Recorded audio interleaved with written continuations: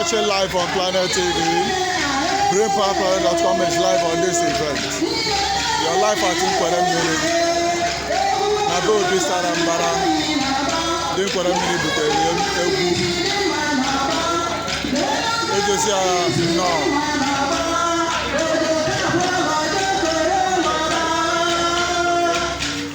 This event is powered on brain power by Nze Ozo Ezekigbo Samuel.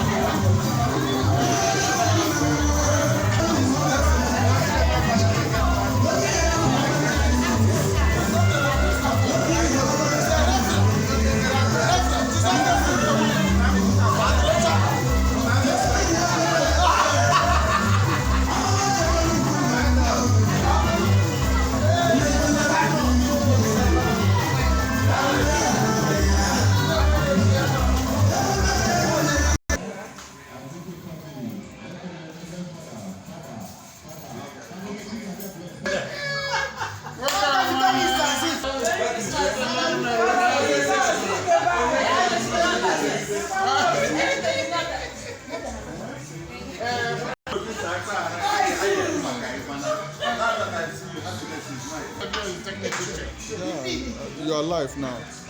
You are watching live on Planet TV. BrainPowerPlanet.com is live on this event. We are live at Nkwere-Mmiri quarter in Agota local government area of Anambra State.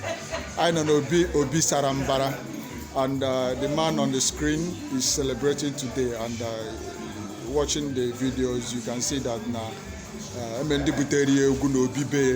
So I will batana obi ese ka mana ihe a na celebrate. I ma ko ma okwo onye Igbo ba ga sokwara Igbo sora anyị mo Igbo dị na so Obisala mbara na obi be gi kedu ihe a na celebrate ihe ni na no. Our people want to know, what are we celebrating? Why are we celebrating? Why? Who are those people outside? Power. I have watched you over the years and very impressed with your productions.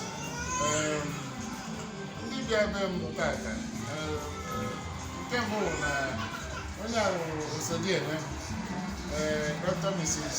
Nze Ozo Ezekigbo yes. Chief Pat Okpala. Nne Egwu na bem na Nkwere-Mmiri esi n'ugwu ọcha wee gbadata na Nkwere-Mmiri since a gbadata kana oive aṅụrị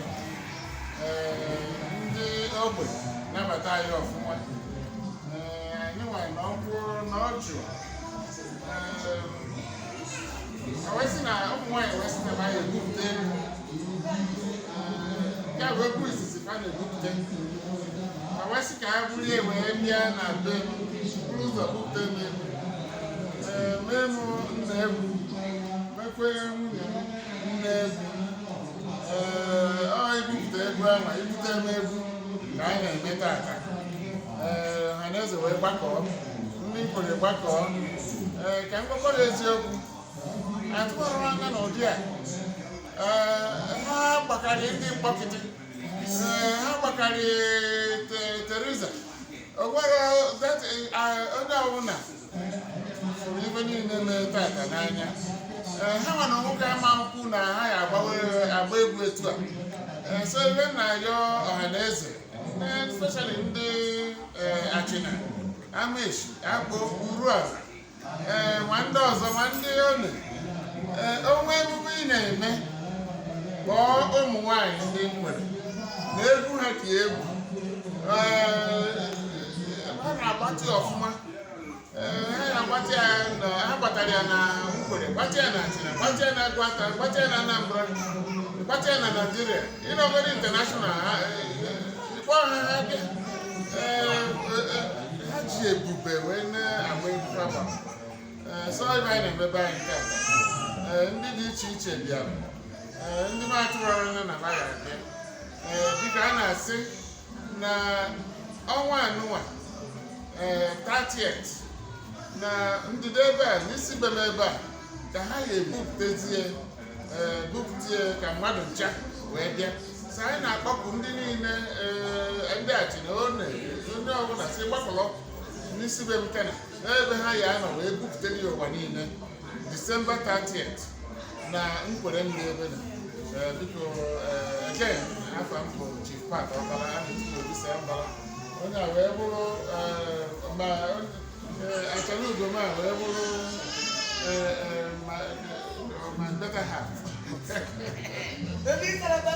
maka mmadụ nche Dr. Mrs. Okpala Odozi mbala nke ekene m ụnụ. Thank you. Obisala mbala. I said I can't get it. I'm Israel and then I kill Obisala mbala. I will just Ezekigbo Samuel so here. Kai bata. I'll give John away and I'm going to run away but I'm not. Let me check on the take na at first. I will make a second Obisala mbala na nwunye. Oh so dear man. Make a little higher and I say I can learn. Don't know this year, the 2025 I can't do this. Amen. Look, I don't know. The quality, the quality of fatality, as in Jesus Christ,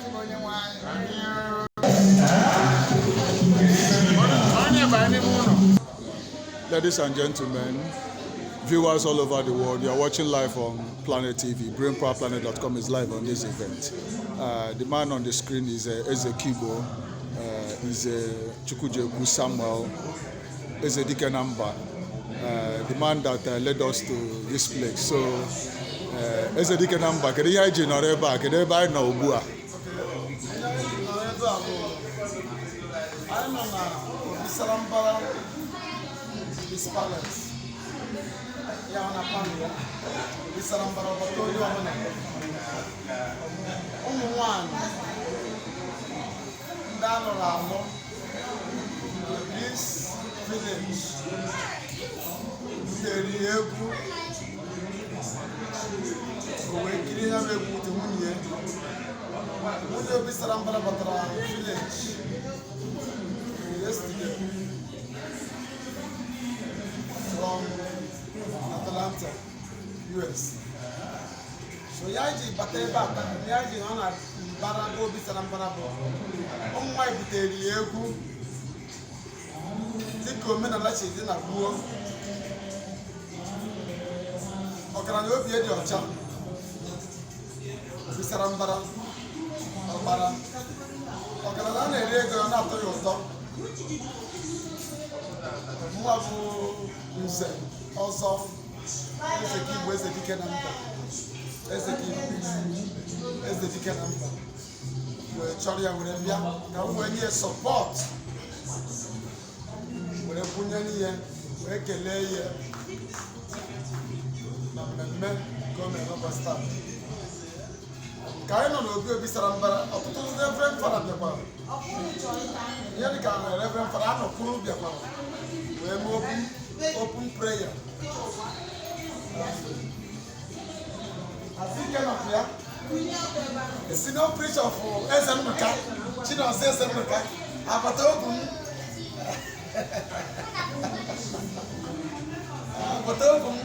onye nwanne ya maka na ọ bụ Ezenmuka ka m nọ wee mee my white wedding nke a ịbịa na November 18 ọ na ngwube Ezenmuka ka a nọ wee ya